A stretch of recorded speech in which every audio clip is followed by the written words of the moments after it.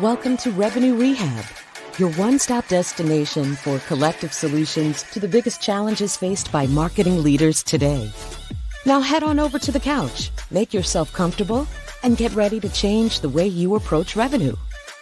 Leading your recovery is modern marketer, author, speaker, and Chief Operating Officer at Tegrita, Brandy Starr.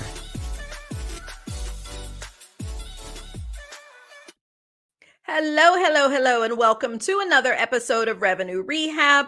I am your host, Brandy Starr, and we have another amazing episode for you today.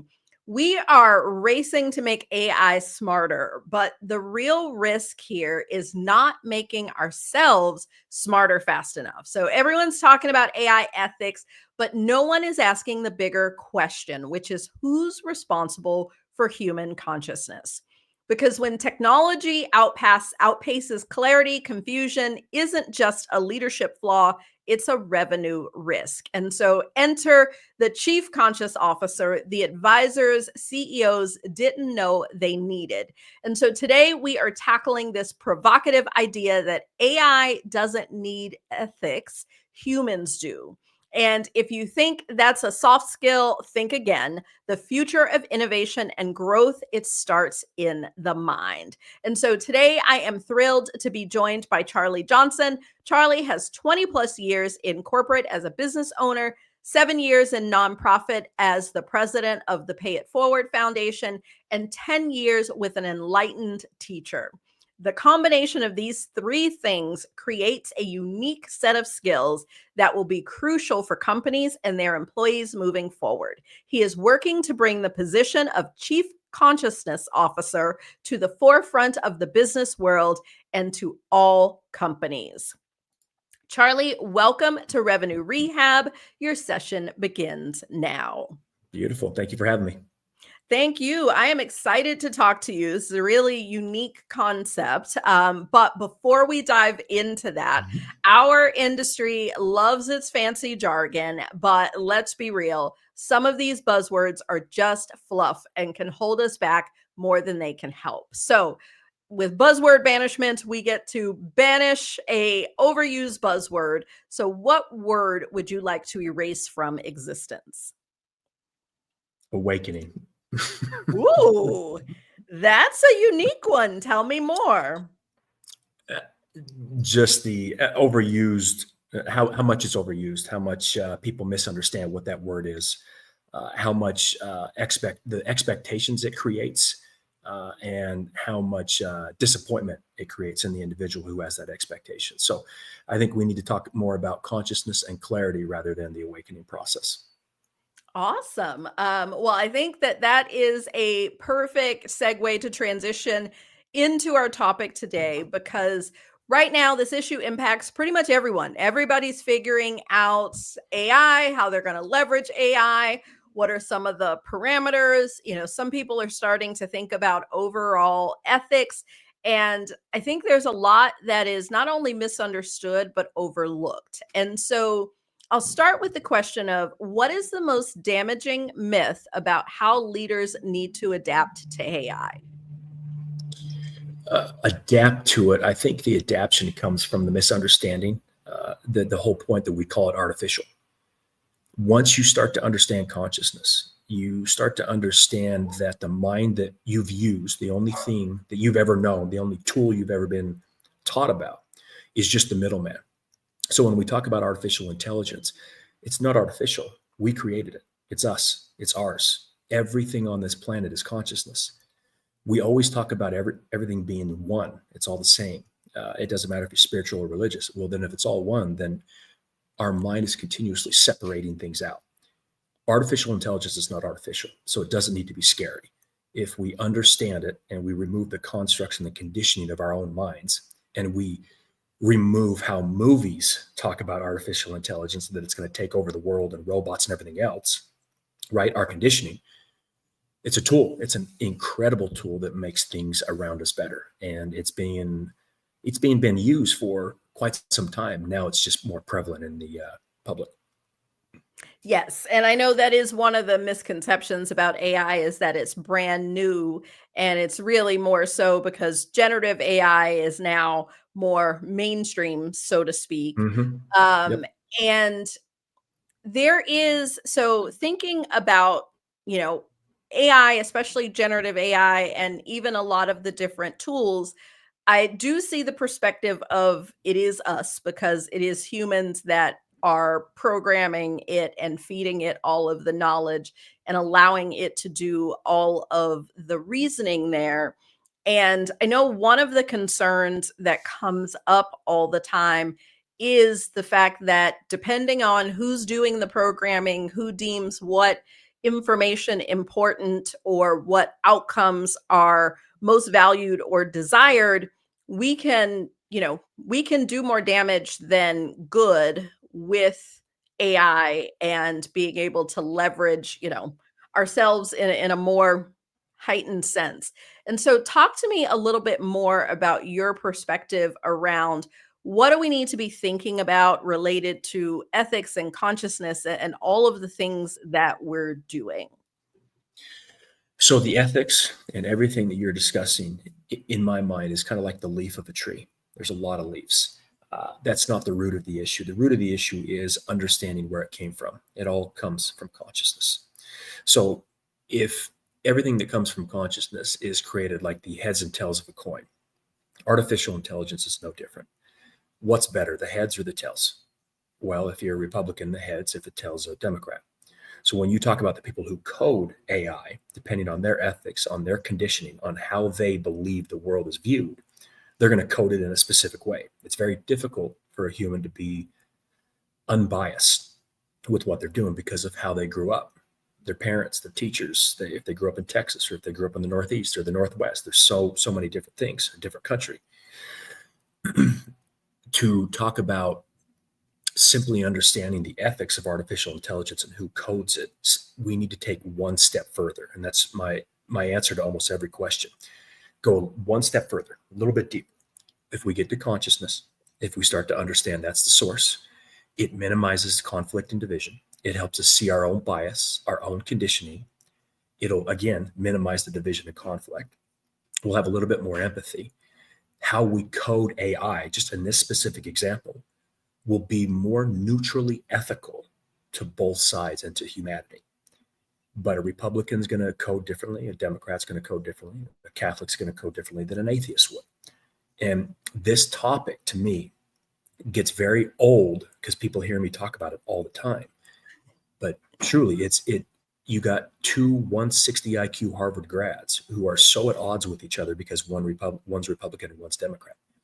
That's just the way the world is. And no one's asking the deeper question. No one's saying who's right, heads or tails.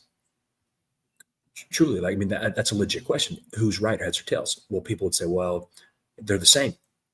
My point exactly. So when it comes to AI or any topic for that matter, all knowledge is structured in consciousness. So the more Okay. we can tap into that neutral source rather than the middleman mind, the ethics of AI and the ethics of how we help humanity will neutralize and be less divisive.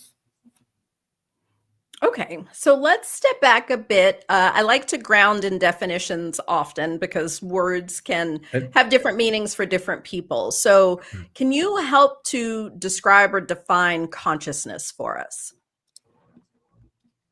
A wise fish swimming through the ocean swims by two young fish and says, "Hey, boys, how's the water?" The two fish look at each other and say, "What's water?" Consciousness is that. Consciousness is everything physical and non physical. It is fundamental to our experience and to our reality.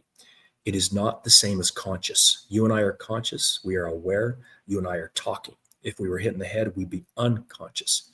Those are states of mind, states of awareness. Consciousness is everything physical and non physical. And when you discuss that, it's most times the first time people are hearing about this. But the reason why I'm talking about this so passionately is because consciousness is going to become very soon the central focus of everything, just like when technology took over business and people started hiring CTOs. Consciousness is everything. It's always been everything. It's always been in business. It's always been there before artificial intelligence. As we create more clarity in this world, we're going to start to wonder where all that's coming from. They're going to start to wake up to consciousness, and they're going to want to know what that means. Consciousness is everything, physical and non-physical.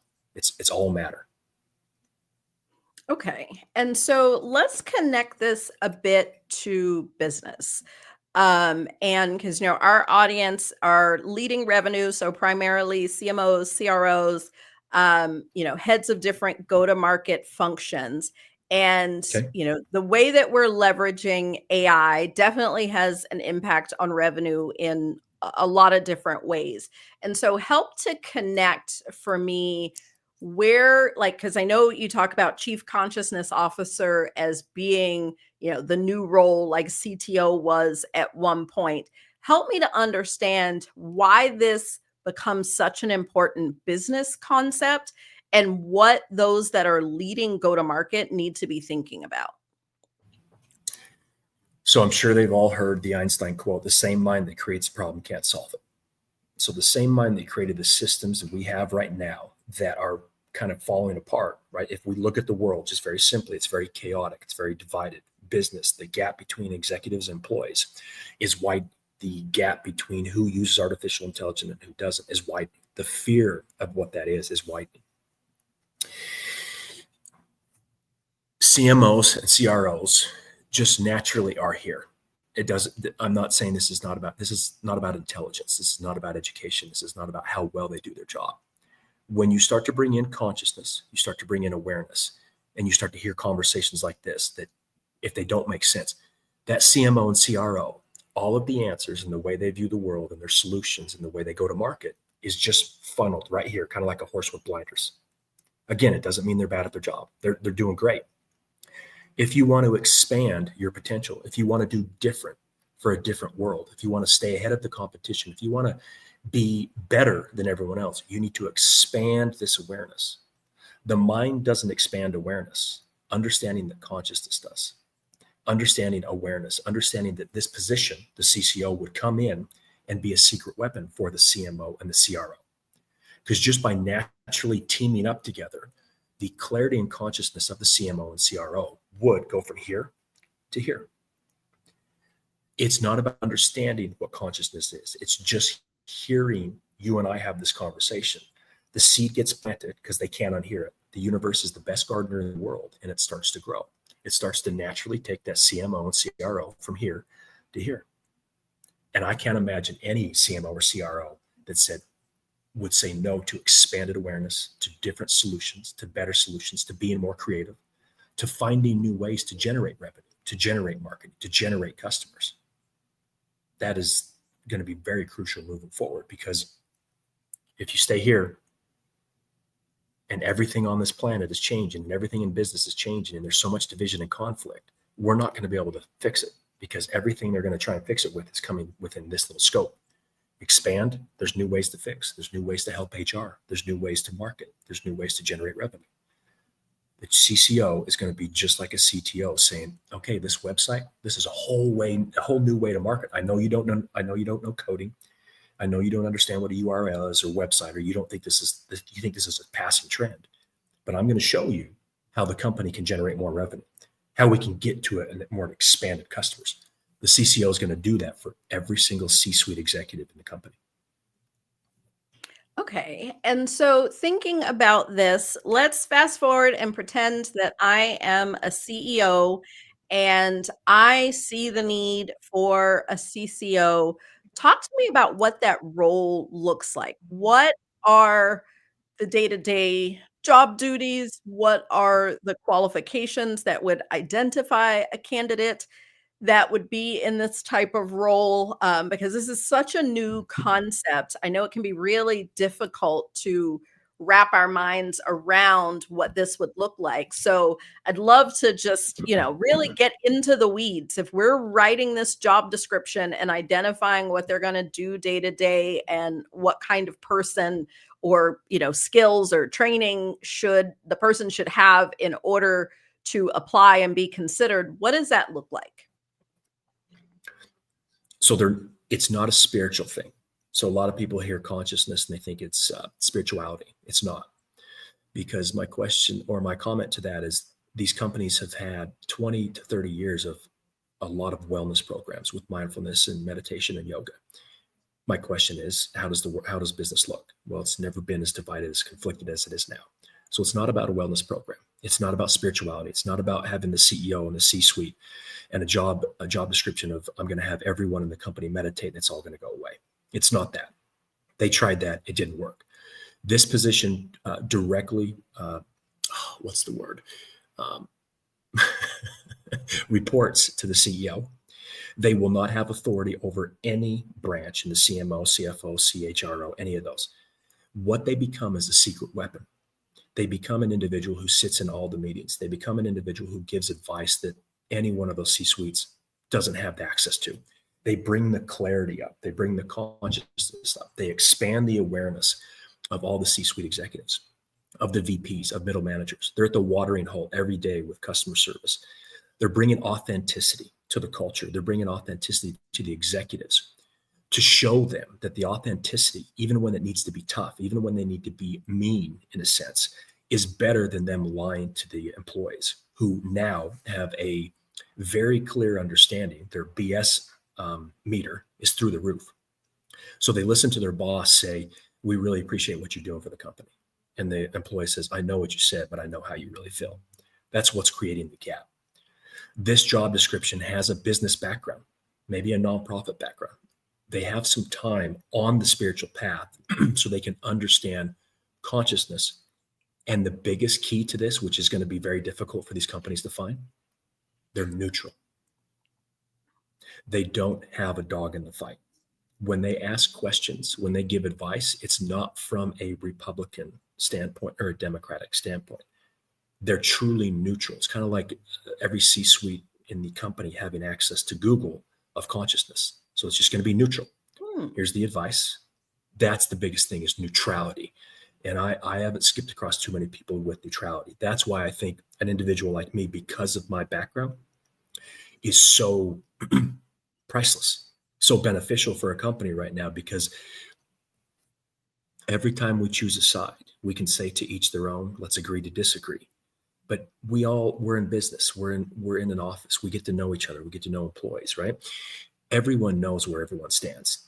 Everyone says we don't talk religion and politics in business, or we don't talk religion and politics at family events, et cetera, et cetera. We all know where everyone stands. When that happens, we immediately put walls up to that individual. That person could have the best solution or advice for the company, for someone in the company, for some position, and you're going to doubt it. And that sucks because that may be the best thing. If you could handle that information neutrally, you'd be able to accept 2 times the information, 2 times the advice. You would be able to speed things up in a sense, 100%, because you're no longer going through the mind saying, I know Ed's advice is good, but man, he's a Trump guy. I don't know if I can trust him. What does Trump have anything to do with the advice he just gave? What does Biden have to do with anything that the advice Susie gave? I know this is such a unique topic and it seems very vague, my answers, and it seems very generic and on the fringe. But once more people start to understand this, because the shift on this planet is consciousness, and more people are going to come up to that clarity, this topic of consciousness, this position, is going to be more crucial than a CTO.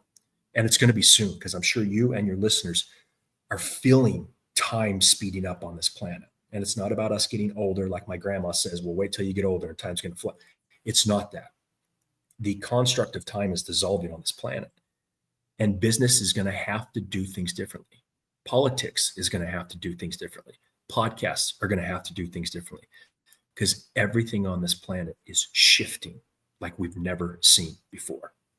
And again, I appreciate you allowing this conversation to be had, because it's not typical, I assume, to your audience. It's not typical to what they're used to hearing.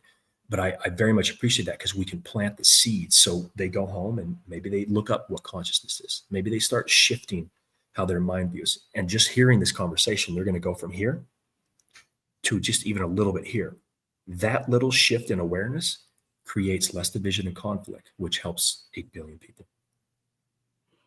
Okay. And so the question that I would have is, just listening to you talk, it feels like there's not going to be many people who are going to qualify for this role, because it's really difficult to get to adulthood and still be completely neutral across the board. Like, there are going to be situations, or like things we learn from our parents, our teachers, our former bosses, like all of these things influence us. So, if I think about the role of CTO, there's a clear career path of how you lead to CTO, and for all intents and purposes, a limitless number of people who could take that path to achieve that role. This feels like one that it's almost like having, you know, um, oh, I can't think of the right word. Like, I don't, guru's not the right word, but it is like these people that have this higher level of thinking. Like, how does this become a role in a business environment when it doesn't feel like a role that there's going to be many candidates for? The candidates will start to expand because of conversations like this. I've had hundreds of people in the last 2 months come out and say this would be great for me. And I would also respond in, I didn't start my unlearning until my mid 30s, and I'm only 44. So just like CTOs, when technology was so new, it was still brand new. So there was some really good CTOs and there was some really terrible CTOs. It's going to be the same with this position. But as more people hear about this, more people are going to look into it, and I can help. I help train CCOs for people who really want to get into this position as companies start to hire it. And all it is, it's a very simple process of unlearning. It's a very simple process of finding out, okay, so you're Republican. Okay, so you're Catholic or you're Muslim, whatever it is. And just discussing, you do realize that the individuals, the group that you think is ruining the world, they believe you're ruining the world. Now, the discussion always goes to, well, yeah, we're right, they're wrong. It doesn't work that way. And you're wanting to be a CCO. This is how this is going to unfold. It's an unlearning. It's a clarity. It's a expanded awareness. It's a neutrality. And there's quite a few people who really love this position because they really want to help in a different way. The ability to create a little bit more neutrality in a person is a very simple process. It's not like going to college for 4 years. I know you can't teach an old dog new tricks, but I've got the best source behind me. Consciousness is shifting on this planet like never before. It's taking you, me, and 8 billion people and expanding clarity for everyone. So the people who would look at this and say, that's, we got 5 or 10 years, it's not going to take 5 or 10 years. There's going to be more and more people who want to understand this because it's so new. It's so different and it's very attractive, or you guys wouldn't have me on the podcast, right? And that goes for dozens and dozens of other podcasts within the last 2 months. There's something consciously or subconsciously in your mind and other individuals who are allowing this to be heard, that they know this is what's coming. So it's just more of asking different questions, creating neutrality, and understanding that both sides are creating the same division and conflict. And we've been going about this the same way since the beginning of humanity. That's just not the way it works. And someone's got to bring attention to that. So that's what we're doing with this position.